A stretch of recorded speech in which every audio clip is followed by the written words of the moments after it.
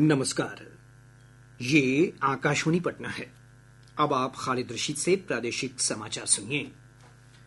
संसद का बजट सत्र आज से शुरू हो गया है। केंद्रीय वित्त मंत्री निर्मला सीतारमण ने पहले दिन वित्तीय वर्ष 2023-24 का आर्थिक सर्वेक्षण लोकसभा में पेश किया।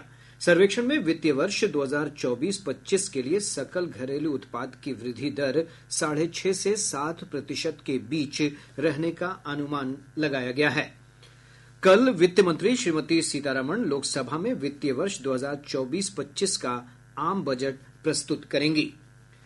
प्रधानमंत्री नरेंद्र मोदी ने कहा है कि कल पेश किया जाने वाला बजट अमृतकाल का महत्वपूर्ण बजट होगा। उन्होंने कहा कि यह बजट सरकार के इस कार्यकाल के 5 वर्ष की दिशा तय करेगा और ये 2047 के विकसित भारत अभियान के सपने की नींव बनेगा। श्री मोदी आज सत्र की शुरुआत के पूर्व संसद से बाहर संवाददाताओं से बातचीत कर रहे थे। उन्होंने कहा कि लोकसभा चुनाव में देश की जनता ने फैसला दे दिया है और सभी राजनीतिक दलों को मिलकर अगले 5 वर्ष के लिए देश के लिए खड़ा होना चाहिए।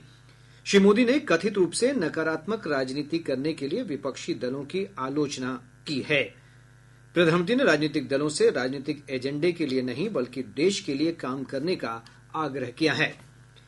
केंद्र सरकार ने कहा है कि बिहार को विशेष राज्य का दर्जा देने का कोई प्रस्ताव नहीं है। लोकसभा में जदयू के सदस्य रामप्रीत मंडल के प्रश्न के उत्तर में वित्त राज्य मंत्री पंकज चौधरी ने कहा कि अंतर मंत्रालय समूह ने राष्ट्रीय विकास परिषद के मौजूदा मानदंडों के आधार पर इस प्रकार का दर्जा देने से इनकार कर दिया है। वर्ष 2012 में इस अंतर मंत्रालय समूह ने विशेष राज्य के दर्जे की मांग पर विचार किया था। लोकसभा में आज नीट प्रश्न पत्र लीक मामले पर भी चर्चा हुई। एक प्रश्न का जवाब देते हुए शिक्षा मंत्री धर्मेंद्र प्रधान ने कहा है कि नीट यूजी पेपर लीक का देश भर में केवल एक मामला पटना में सामने आया है। उन्होंने कहा कि सीबीआई इस मामले की जांच कर रही है।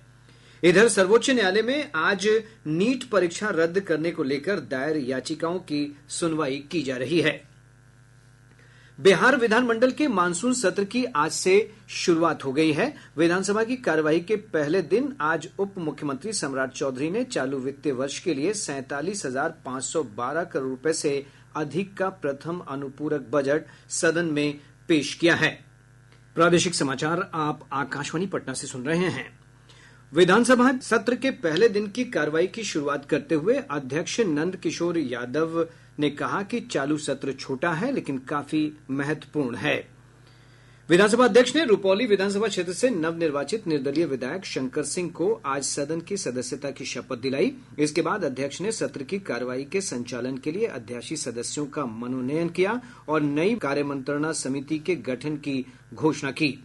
सदन में पूर्व उप मुख्यमंत्री सुशील कुमार मोदी और कई दिवंगत पूर्व सदस्यों को श्रद्धांजलि अर्पित की गई।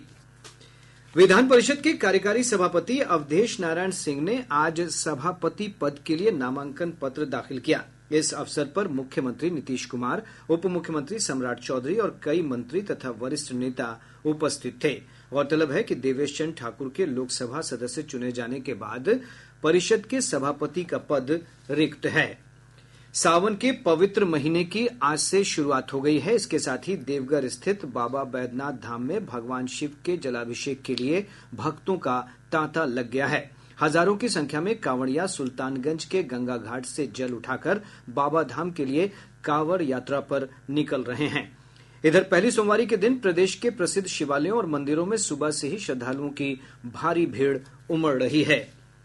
इसके साथ ही आकाशवाणी पटना से प्रसारित प्रादेशिक समाचार का ये अंक समाप्त हुआ। एक छोटे अंतराल के बाद आप सुनेंगे उर्दू बुलेटिन।